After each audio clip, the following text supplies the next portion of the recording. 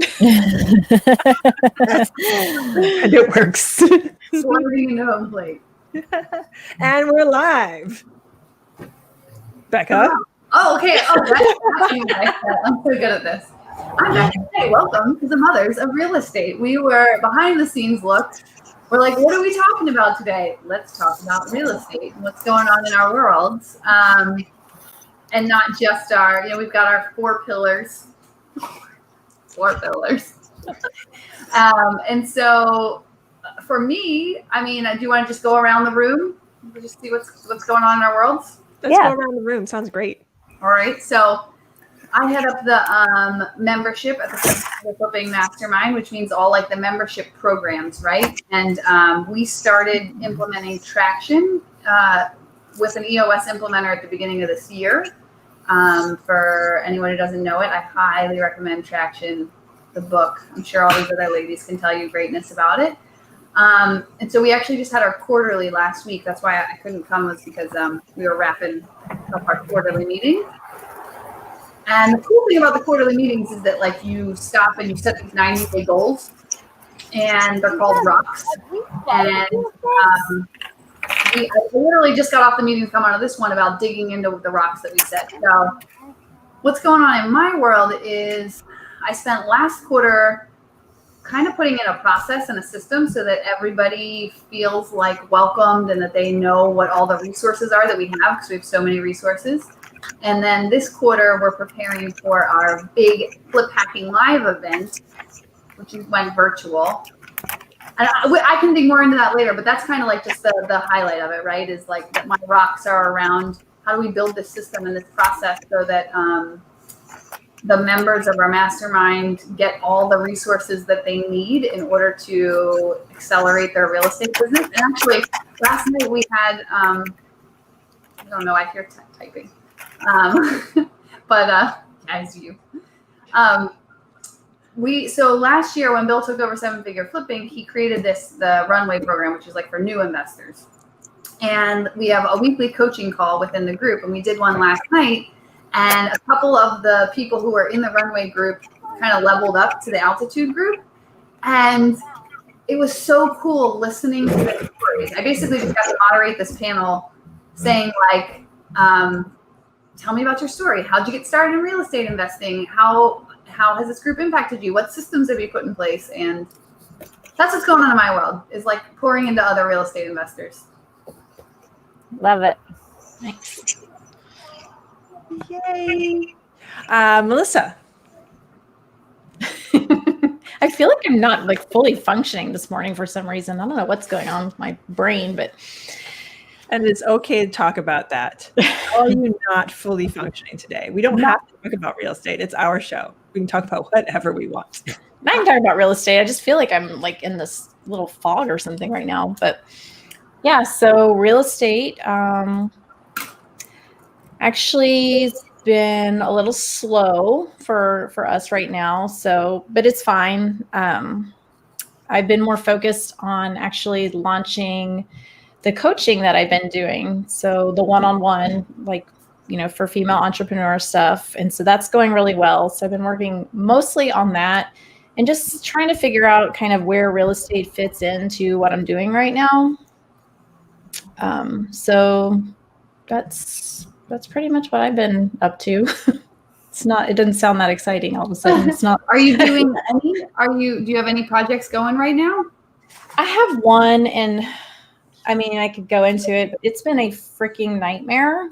Like it's like the worst thing ever. And it's like, okay, this is why I have been doing more wholesaling, because this is an actual flip. And it was kind of I don't know. There was like a lot of bad things that happened like from the get-go with this project. The first one being, I bought the house off MLS, which I normally don't do. I normally buy direct from sellers. But, we needed a deal. This thing came up and the numbers worked. So we bought it. And it was not disclosed that the house is in a floodplain. I was trusting the seller's disclosure to be accurate. And because part of my process whenever we buy direct from sellers is to make sure see if the house is in a floodplain before we even buy it, because I've run into this before. And it was after I had already rehabbed the house and I went to sell it. And they were like, you didn't say the house was in a floodplain. It's like, I didn't know it was either. But, you know, and so I ended up having to pay for like a year of flood insurance for the end buyer and stuff. And it all worked out. But after that, I was like, okay, from now on, that's going into the process. We're going to make sure. So because it didn't go through the normal process that we go through, that step got missed. And so bought the property, turned out it was in a floodplain, but I didn't know until we went to pull permits to do the foundation. And the city was like, the house is in a floodplain and you're going to have to go through FEMA now for everything. No. Oh man. And there was a lot of like crazy stuff with that too. Like, so this has been like a learning experience, even though I've been doing this for 17 years, like still opportunities to learn. Right. And so what I discovered through all this was that, and we always pull permits for foundation work, but I've never had one in a floodplain that I've done before. So that brings the whole FEMA thing in. And apparently you cannot, if you're rehabbing the property, you can't spend more than half of the appraised value of the property. So of course it's piece crap house, right? So it's not appraised very high. So I can only spend X amount of money, which is really close to what my budget already was. So that's the thing. And then everything has to be approved through FEMA. And then what happened? Oh, so then the city actually, I guess they don't talk to each other, those departments or something. So in the midst of all the chaos and the trying to pull the permit and everything, it has to go through the city, and then it has to be approved by FEMA. Well, FEMA and the city weren't talking to each other. So the day we got our permit approved was the day the city decided to come out and shut us down because we didn't have a permit, but we did have a permit. It just wasn't like they didn't know. So they put a stop order on the property. So I had to stop everything, like completely shut the entire job down. And now I've got to go to the city because now you've got to go in person. You've got to make an appointment, which takes forever, and talk through everything and like give them all this information. So it's just like, it's a freaking, yeah. Rehabbing is so glamorous. I Isn't know. it glamorous? I'm like, this It's is just why like I'm TV. doing this stuff. How long has this project been going on? Oh, Becca, don't ask me that question. Oh, I'm sorry. It's so bad. It's so bad. But it's just like, literally, like I'm at the mercy of the city at this point. You know, I have to, there's really nothing I can do until they give their blessings for everything. So now every single thing I do has to have permits pulled, even like the tiny things, which, you know, whatever is fine. But it's just like all these extra steps that have to be taken. Well, at least the good news is the buyers, you'll be able to present all that to the buyers because I'm sure they'll be psycho about it anyway, you know, had you had not.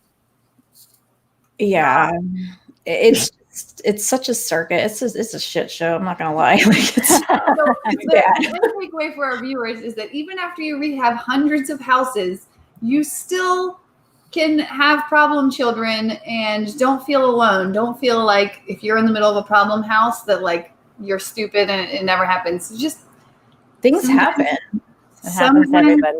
Yeah. And I swear, I tell people this all the time. It's like there's usually one house every year that's like the problem house. And so this is the problem house. Everything can go smooth for all the rest of them, but you just get that one that's just, you know, it's a disaster. All that problems that you didn't get in all the other houses. See, that was the problem with the way Jason and I were flipping when we were doing the flipping thing, is that we chose to do that. Everything that you're doing was what we did. We like all the permits, FEMA, all the towns not talking to each other. I mean, it's a wonder that we lasted as long as we did in flipping. And then we started to do the easier flips. And it was just, it like you said, it's a shit show. It's crazy. It's awful. And you know what the other thing I learned that was crazy that I didn't know? I mean, I'm just like, I've been taking notes, like lessons learned. Don't forget these things are important. But the other crazy thing was, and this I had no idea about, but they said that Because I was like, fine, well, I'll just go pull the permits myself, you know, and because now not only am I waiting for the city, but I'm waiting for contractors to be available to go pull the permits. So they were like, well, you can pull the permits yourself, blah, blah, blah. And I was like, okay, well, what does that entail? So then they tell me like I have to become a licensed contractor, I guess. And so they're like, well, you're going to have to come in and do an interview, and we're going to have to do a background check, and you're going to have to get your fingerprints. I have to send it to the FBI and like all this crazy stuff. And on top of all that, if I pull the permits as the homeowner, I cannot sell that property for an entire year. Oh, it's 2 years in North Carolina. Oh my God, I would die. Wait, No. what? Yeah. A whole That is year. crazy. You cannot sell the property, and it's a year after the final approval. Yep. So you could have multiple inspectors coming in, and if one says yes and then one says no, you have to wait till everything is done, everything is signed off on by FEMA and the city, and then a year after that you can sell it. Yeah. That was crazy. I know. So Melissa, you're in Texas. Stephanie, you're in North Carolina. I've rehabbed in Florida and Pennsylvania. Florida and Pennsylvania do not have those crazy rules. Peely, you were in New Jersey. Does New Jersey have a rule like that? No, I think no. There's no rule like that. No, if you're a contractor and you pull permits, not that I know of. So Yeah, but anyone for in New homeowners. Jersey that's listening right now, if you know otherwise, I think if you pull the permits, if you own the house, then you can sell the house. You can do that. It's fine. You But can do all you the- can all do that You FEMA just stuff- you can't pull your own permits. Like you can't pull the permit as a homeowner and then sell it within 2 years. That is insane. That's insane. I'm not going to go on a political tirade, but that's insane. That's Yeah. insane because that's basically because we What can if pull our you own were, like- Go ahead. What if you're just a regular homeowner and you're like, we want to sell our house, we're going to renovate the kitchen to sell it, and then you pull permits and you rent, and then you're like, but I did this so I could sell it. Exactly. That was my big beef. You know, it's like, who makes these rules anyway? We need to get contractors. Yeah. Woosah. Oh, let's calm down. I know my blood No, pressure was just like, I was literally shaking like on the phone. I was trying to not be ugly to the lady on the phone because I'm like, this is not going to help. This is not going to help. You know, but it's just like, what the. Bleep, bleep, bleep, bleep, bleep, bleep. Yeah. I'm literally just like, like I was thinking about buying another house to rehab here shortly, but I don't know, guys. scared you straight. Yeah. I think it's really hard to scale for this exact reason, you know? Everyone is different. There's all these moving parts, you know? So if you try to scale it, it's very, very difficult. Yeah. So Stephanie, what's going on in your world?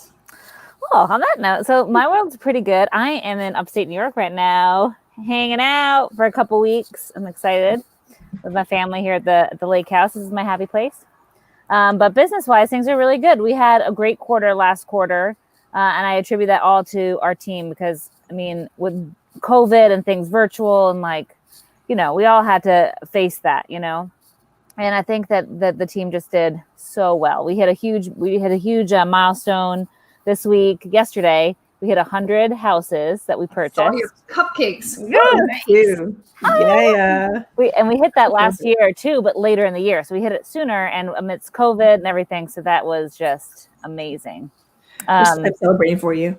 Oh my gosh, I felt it was just awesome to see. And I'm just super proud of everybody. But That's I think 100 houses between rehabs and wholesales and new builds. Yep. and new builds. Right. Yep. We actually have very little flips rehabs done this year. What we decided in January, which thankfully was fortuitous because of everything that happened with COVID, but what we decided is that we would focus on new builds and in the first time home buyer market and wholesaling, anything kind of outside that. And then, you know, picking up some rentals and things like that. We've tried to do that a little bit more this year, partly because we had more income to defer. And I wanted to do some accelerated depreciation and some of those tax strategies that are so awesome, especially because we're coming up on an election year. I want to make sure I get those in. But anyway, yeah, so we focus mostly on new builds. Right now, we have 34 active projects. When I was in our meeting, I'm pretty sure we said 34 this week, which is crazy. We're buying lots of lots and we're building first-time home buyer market type houses, which here in North Carolina, that's really anything less than $200,000 for a resale price. And they pre-sell, they fly off the market. People are excited to buy them. You know, it's amazing. Generally, buyers approach them in more of like a grateful way instead of, I think, higher price points. People are a little more picky and like, yeah, just with like finishes. I don't like this light. I'm like, well, change it. I don't know. Like, I'm trying to put a nice light in here. If you don't like it, you can change it. You know, I don't know. People don't buy a house because of a light, you know? Yeah. But so the new builds are great because we have found that it's a little bit easier to scale because we do have our own GC license, but we use other GCs in this way. Like we can have multiple things going on at once. We don't have to manage subs. So that's been really good. We have a couple, I think we have 10 different floor plans that we build depending on the lot. And really the only variable is the lot. So like, does it have taps for water and sewer or septic and well? Like, what are we doing with that? And what do we need to do to prep the lot? And that's it. After that, after we answer those two questions, it's just turnkey builds. The same build every single time. And can I ask you numbers? I love to ask numbers, right? So yeah, because to sell under 200,000, like where I live, the cost to build is minimum $100 a square foot, and I don't think I can sell 1,000 square foot house for 200K with the land. Like I don't think I can make money on that. So what's your like cost per square foot to build? it depends on which floor plan we're doing and if it has a garage or not, and if we're pouring in a driveway. The total cost is generally like less than $80 a square foot. Including the driveway and the garage, or no? That kind of depends a little bit, but in general, yes, that's like our build cost. Okay. And then if we have to do, I think that includes like a straightforward driveway. And if there's a longer driveway or something we have to do with hardscaping, that'll be a little bit more. We pay a little bit more too for crawl space. Versus, Oh, that's right. You don't have basements. right, So exactly. You have the excavation and the foundation and all that stuff. Yeah. So, but it ends up being, so like if you pay a little bit less for lot prep, you end up paying a little bit more for a crawl space. Pay a little less for lot prep. You know, if you pay, the ideal situation is like very little lot prep and then a slab. That's the cheapest way to build, is to just put it on a slab. But if you have to generally to put on a slab, you have to do more lot prep to get everything like perfect, you know, to have an even pour. But it's pretty straightforward. You know, you just pick the plan. You already know ahead of time what it's going to cost to build it. And you don't have like, oh, there's asbestos. Oh, this pipe just exploded. Oh, this whole subfloor is rotten. The flood zone.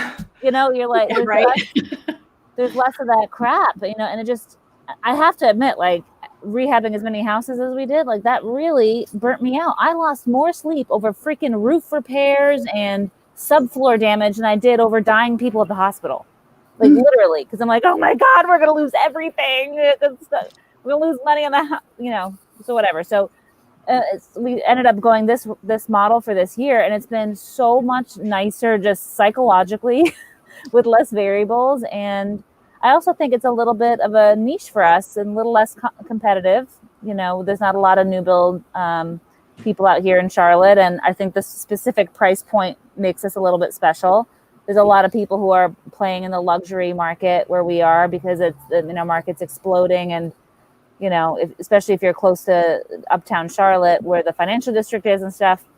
I mean, they're $1 million homes, and I think that's sexy to play with $1 million homes and like build these beautiful things. But I also like a little more safety, and I think that first-time home buyer is going to be pretty stable, especially if we have a correction. You know, I think that this is going to be a safe zone. So I like risk. Risk is good, but I like to mitigate it as much as we can. You know, and do you ever have buyers complain about lack of storage? I think people coming from upstate, like from New England and things, are surprised that there's no basements down here. I think that's a big thing. But we do our best to have like nice sized pantries and closets and things like that. So we try to optimize as much space as we possibly can. But it's kind of like the standard here not to have basements, you know.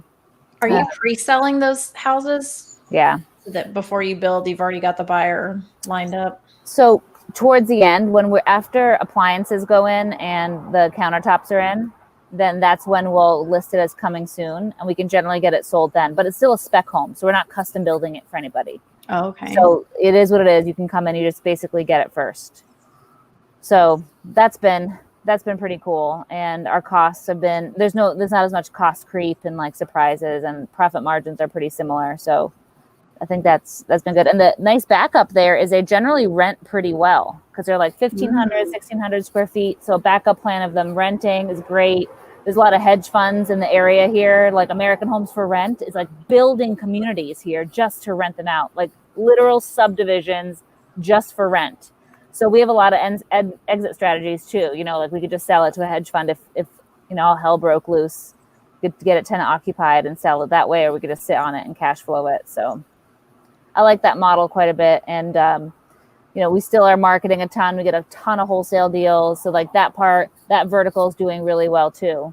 So I think the two make me feel pretty safe, you know, and we're able to do this volume, I think, because we have the two things. I have another question too. Are you building are you building neighborhoods, or are you just like one-off lots as you find them, or how, like basically one-off? We've split a lot into threes a couple times. Like we bought a big chunk and just subdivided it like that, but not like developments, not neighborhoods. Okay. We buy a lot that's like half an acre. If we buy it for larger than that, then we try to make it work as a subdivision. So we'll build 3 houses or whatever, 2 or 3 houses. Okay, gotcha. But anything bigger than that is different. It's like a different ball game, you know? Yeah. I know you said you didn't think that was sexy, but I think everything you just said was so sexy. That was very sexy. Tell Zach we're coming over. Spirit you away. We love you. I think one of the biggest things that I've learned through like the last 5 years is just to keep things as simple as possible all the time, and like a process that is simple and you just follow it over and over again. I think that there's an entrepreneurial mind that we just want like chaos, and we want to have like bouncing off the walls. Look at what I'm juggling, everybody. Look at all the crap I have, you know, and then you just kind of ruin yourself. So it's simple, it's safe, it's sexy, it's systematized. All the S's. Stephanie. All right, Peely, your turn. What's going on in the world? I want to hear about your multifamily world. I think that's sexy. Oh yeah, super sexy because again, systematized. Nothing is like, there's no like really big surprises because everything is standard. Everything gets a standard look. Nothing's customized. You get what you rent and you rent what you get. What was that? Another S is spreadsheets. Spreadsheets. Oh, I love spreadsheets. So large multifamily, we actually have 2 deals happening right now. I can't dive too deep into them because of SEC regulations. There you go, another S word. But they're amazing properties. That one is in Pennsylvania, the other one is in Kentucky. And we're visit when you go see it. What? You're gonna come stop by and visit me when you go see your Pennsylvania property? Of course, we actually drove there a couple of months ago to take a look at it, but we were like in the depth of COVID, and I was just like, and I didn't know. We actually were, we were probably still, I'd say an hour away from you. And with the 3 kids, it was just like drive there, drive back. They get a nap in. But yes, we're going to come visit.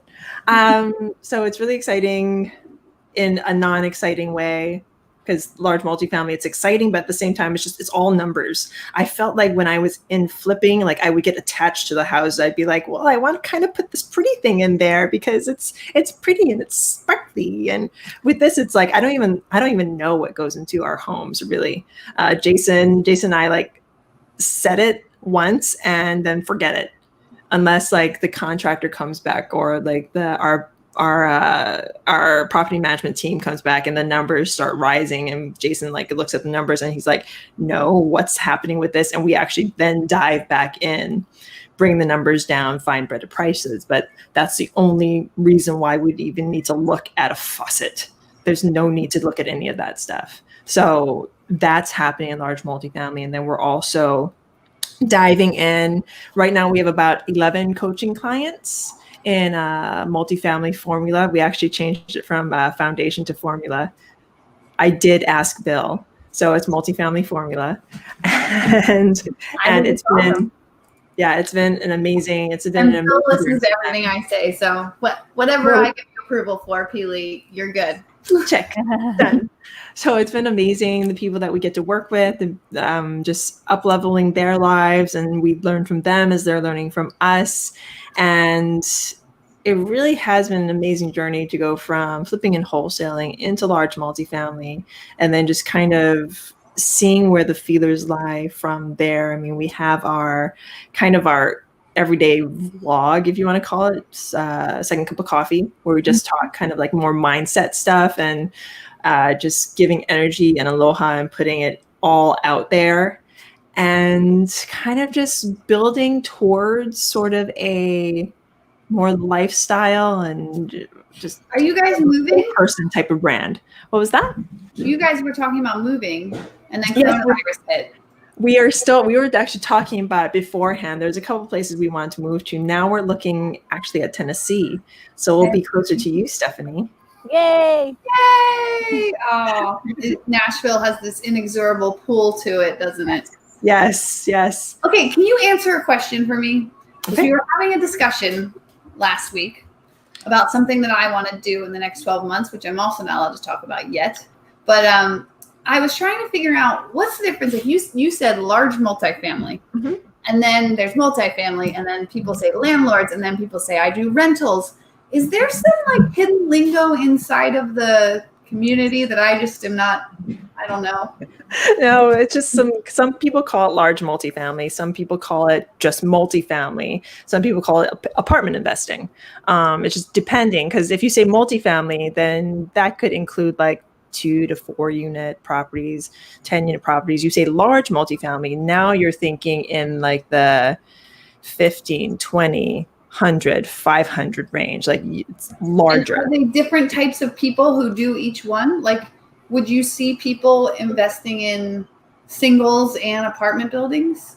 Not typically, you can, but like for instance, people usually, like for us, we started with flipping and wholesaling, then we did our duplexes, and then we got rid of the duplexes, and then we jumped into large multifamily. Some people have a diverse portfolio, which is great too. It just kind of depends on the investor, because you can do everything if you wanted to, but it just really depends on your ability to systematize and like put on like the different hats, because you can flip homes and do large multifamily at the same time. I've interviewed amazing women that have done that. That was just not for us. So I think you're thinking that you have to pick one, because that's what we did. We picked one. We have a certain thing that we look for. We picked anywhere from 50 to 150 units. We look in primarily the Louisville, Kentucky area, and we look in certain areas of Kentucky. So we have our parameters set. Why Kentucky? How it started, we were actually looking in North Carolina. We looked in, we actually have helped out with properties in Austin and Atlanta, but Kentucky happened because my sister-in-law lives there. So we had boots on the ground, and it was a place we like to visit.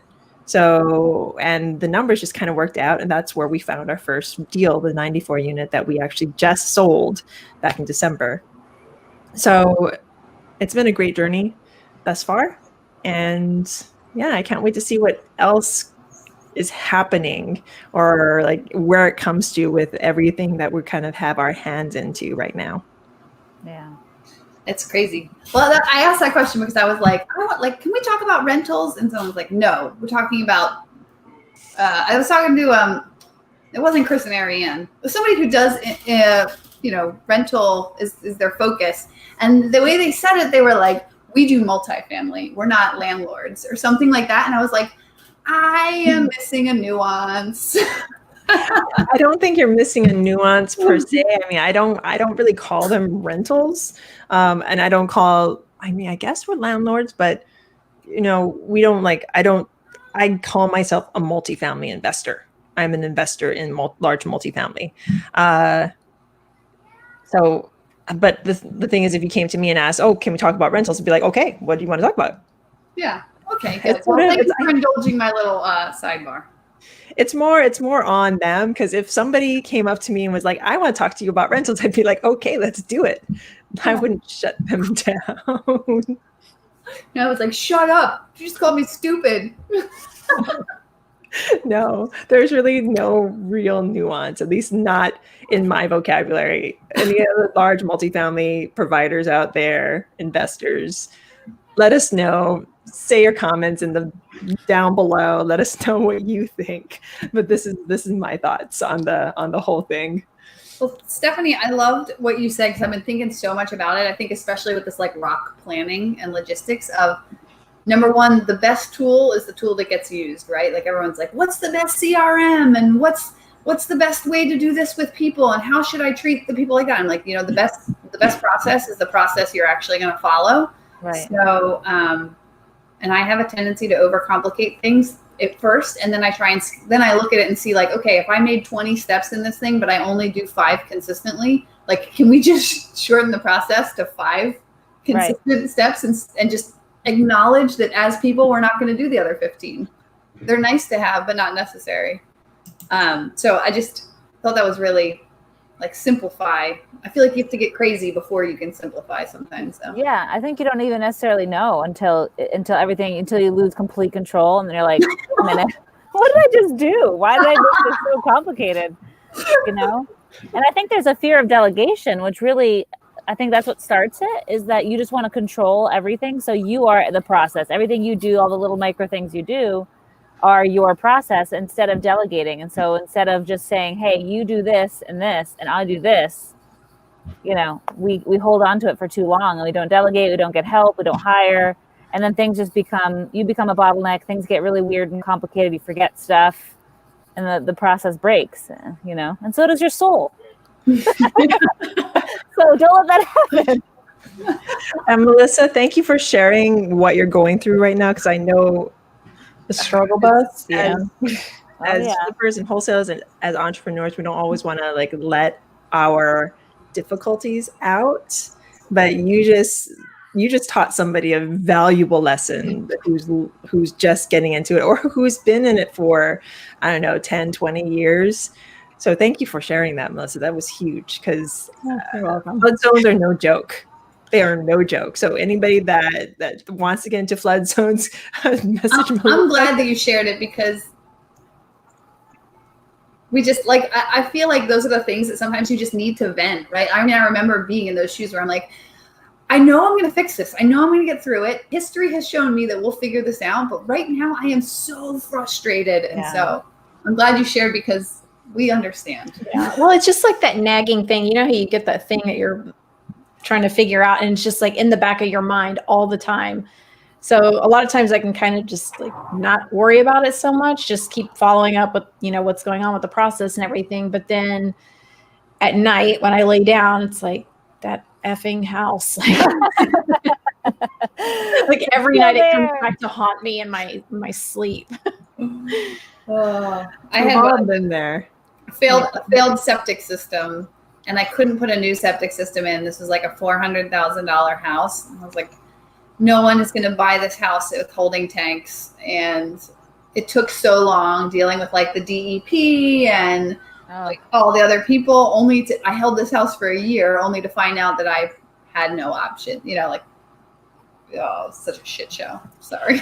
Yeah. No, there have been days where I'm like, I'm almost willing to take a loss on this place, just dump it and just get away from it and move on to the next thing.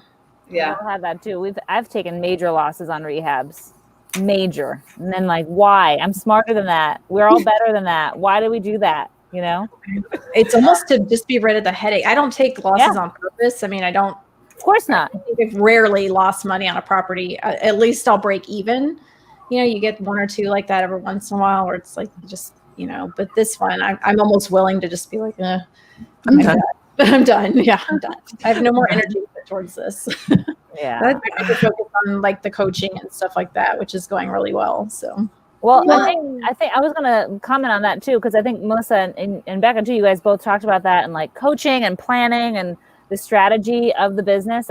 That has been what I think has been so freeing to kind of put that in place, like quarterly goals, having actionable steps, talking to people to help you figure out the steps you need to take to accomplish your goals. I mean, it seems like so obvious to say it, but it's so difficult to get things out of your head and just like talk to an implementer, talk to a coach or a strategist or something that can kind of give you an unbiased look and then help you set some really specific goals that you achieve in like 90 days. You know, like 12-week goal, 12-week year.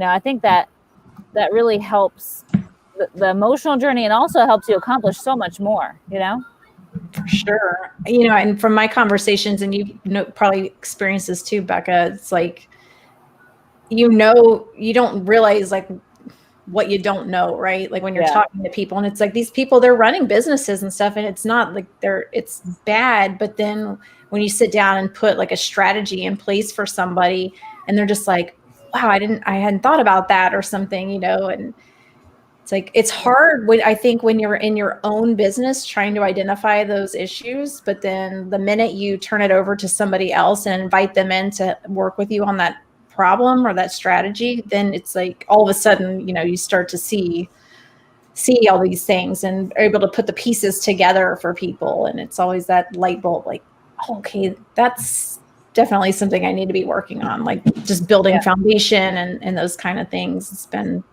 good conversations with people. Yeah. And I think all of us have that. All of us have that resource. Me with Sharper, they've been a huge part of my personal business. I love working with them too and helping other clients. Becca, you have 7-Figure Flipping. Melissa, you have your thing. Melissa, Peely has your, I said Pelissa. You have your thing too. I mean, I think there's something to be said about that. I think that's a big part of our success and the people around us, don't you think? Yeah.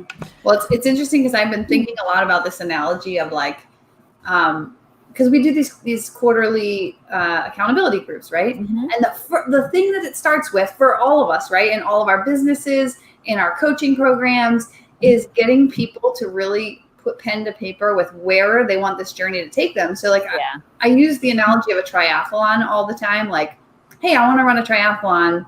Like I want to do a triathlon, right? So like I want to start a business. Well, there's like major components that make up that thing: the run, the bike, the swim.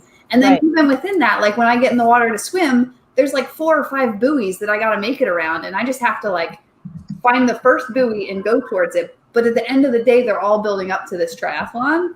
Right. But what I find is a lot of people don't even know they're running a triathlon. They're just like, I want to exercise. Like, get more clear than that. Mm-hmm. And I'm going to say something about that too, because I was just telling a client this yesterday. We're having that exact conversation, talking about putting a pen to paper and writing out the goals and figuring out the journey.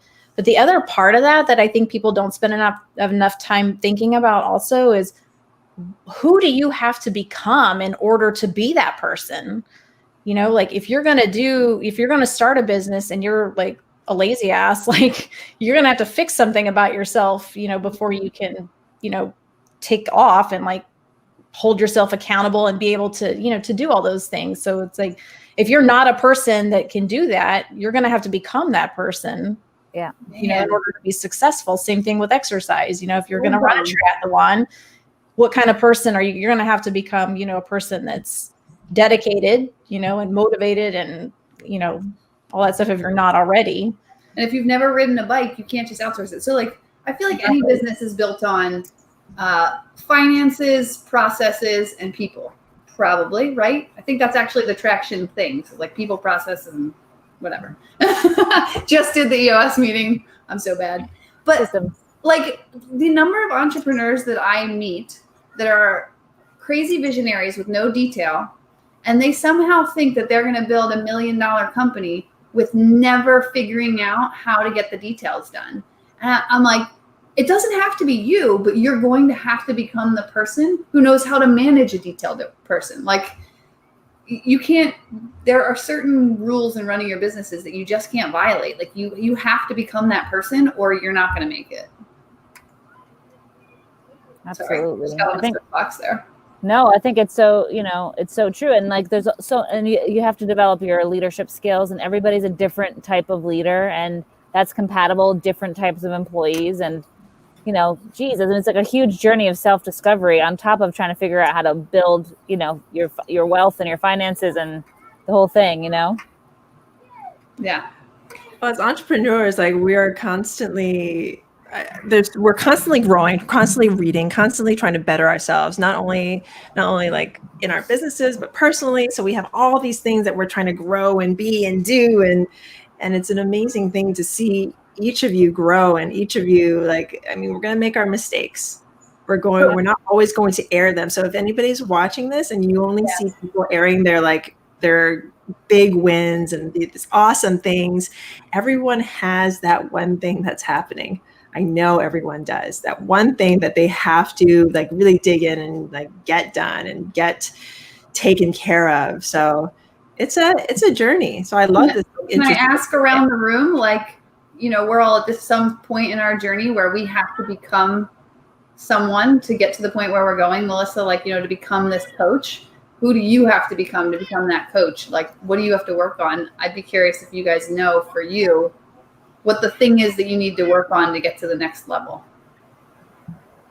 That's a good question. I think for me as a whole, something that I've been working on is, and I know this about myself, and it's something that I don't like about myself, but I know that I can be better, is just self-discipline. Mm-hmm. You know, because sometimes I have a tendency to just, you know, I can be disciplined and focused for a certain amount of time, and then I go off the rails, and then I get all jacked up, and I'm like, God, what's wrong with me? And then I realize I haven't been meditating, I haven't been exercising, like I've been eating crappy food, or, you know, drinking too much wine or whatever, you know, and it's like I have to reel myself in. I have to like give myself these wake-up calls, you know, on a regular basis, you know, and it's like, okay, Melissa, get it together, like, get it together. Yeah, that's a good one. Keely?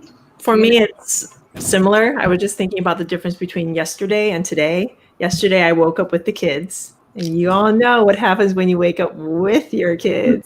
You don't get personal time. You just get kids jumping on you.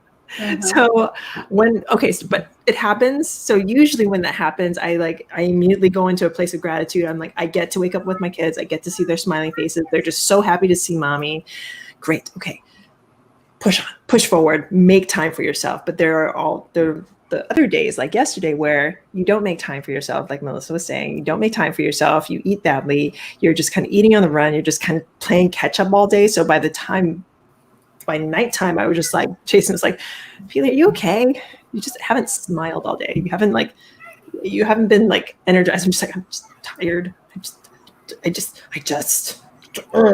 gonna go back into my shell and not come out until tomorrow morning. So this morning I made a conscious effort. I got up super early.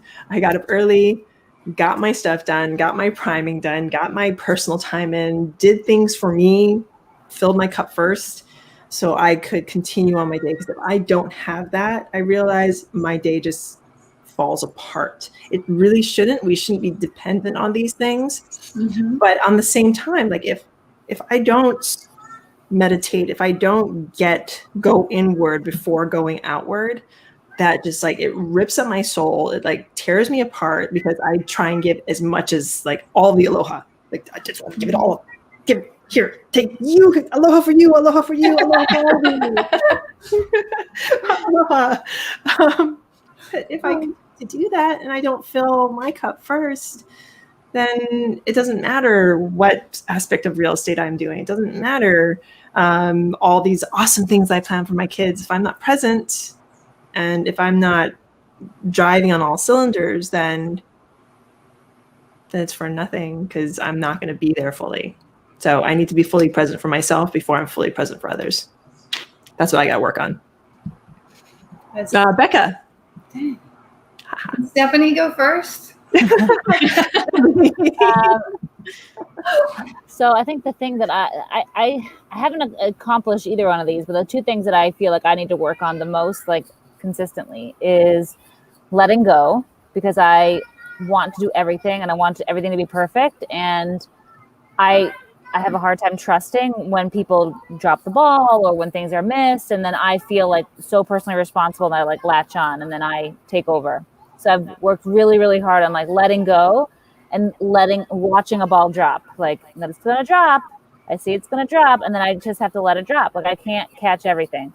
and that kind of ties into like the overall goal of stamina.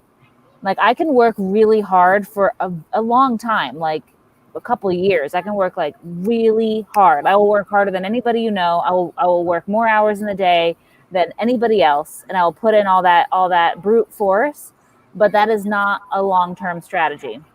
And that kind of hit me, a year or so ago. Like this can't be the rest of my life. You can't go brute force like this indefinitely. And I need to work more on like my stamina and like what can I do daily or a few times a week that's going to get me the furthest, but without like breaking the train in the meantime, and that was a big mindset adjustment for me because I only know how to go hard, right? Like I only know how to push and like do it and yes and get it done yesterday and like and it's very internal. Hopefully I don't do that to other people. I try not to, but like I'm very, very hard on myself and like how quickly things get done. I need to get to my goal yesterday, etc. So I need to let go and like can't get everything done overnight, can't get everything done in a year even, but I can get a lot done over 10 years if I set my life up for stamina and like long-term development, long-term growth. And that was something that literally never even crossed my mind until like recently. So here I am, long-term growth. I'm going to sit by the freaking water and I'm going to let everybody do what they need to do on the team. I'm going to do my best that I can, but it's going to be at a pace that I can maintain for 20 years instead of, 2. So I love this. So I wanted to go last because you guys basically said everything. So what I heard was, Melissa, for you, it's discipline, right? Like daily discipline in your routine. And for Peely, it's kind of similar, but it's specific to yourself, making sure your cup is full, like self-care before others. And then Stephanie, I heard patience there, right? Mm-hmm. Like yep. It's a marathon, not a sprint. And all of those I think are right where I'm at, all things I need to work on. I'm going to put this down here because I want you guys to help hold me accountable. Because what I need to do is say no more and listen more. I just know, like those are my things. And so I am, as part of my accountability session, I'm going to turn all electronics off from 5 to 7 p.m. every night. I want you to ask me every week if I did that. I'm going to go on Messenger. I'm going to be like, Becca, I have something really important to tell you. At like no. 4:59. Like, gotcha. So that's my growth. Becca, I'm doing something similar, but I'm taking baby steps. I am starting to put my phone down at 10 p.m. because I find like, okay, I'm in bed, pick up my phone, scroll, and an hour passes and it's 11 o'clock and I haven't gotten any sleep. So 10 p.m. for this next week, and then I'm going to start upping it. And my goal is to get it up to at least 7 or 8, which makes it 7 because that's kid bedtime and I don't want to have my phone with the kids. So. Well, me and you. I know we have to end, but like the very specific reason why I chose this was because I went camping for a couple of days with my sister, and I have this camper project. I have curtains that I have everything. They just need to be sewn and put up. And I never have time to do it, but I realized that I never have time to do it because I'm always distracted with my phone, like that there might be something I need to do, even if there is. And so it's actually keeping me from getting other projects done. Because I'm always like on, I'm always available. I'm like waiting for what's the thing. So. Yeah, I'm waiting until morning. That is some real stuff, you guys. Like I feel intense anxiety over that. Like, what am I missing? What's there? Like I've got to check. Yeah, I'll check my email like 5 times in 10 minutes, and nothing new will come through. I'm like, why am I checking it again? What am I looking for? I'm looking for something. I don't know what. Anyway. I'm not looking for work, but I find myself going down the rabbit holes a lot. It's like I look at one thing and then suddenly I'm watching cat videos and I'm like, what did I just do for like 45 minutes? Like I'm tagging my girls in Instagram posts and, just stupid stuff. Like I love a good cat video. I do love a good cat video. I took a really good one of my cat the other day. It was pretty funny. Okay, ladies, on that note. So next week, we're going to have this amazing guest on. We don't know who it is yet because because we don't plan That's how we roll. because that's how we roll. Everyone who's watched today, you are awesome. Thank you so Money. much. Let's talk about money Money. and make Ariane come on. Yes. Okay. Does Oh yeah. does Ariane want to come on? Yes, She does now. Yes. Because she's launching her thing too. I mean, she's just put together a ton of stuff, There, I know. and I want to see it. Perfect. Too. Maybe we can get like a deal. Ooh, sneak preview. I like Yeah. it. Yeah. Cool. Okay, let's do it. That's next week. I'll Hello, see you. everyone. This Bye. is Moms of Real Estate. You are all awesome. Bye now. Bye.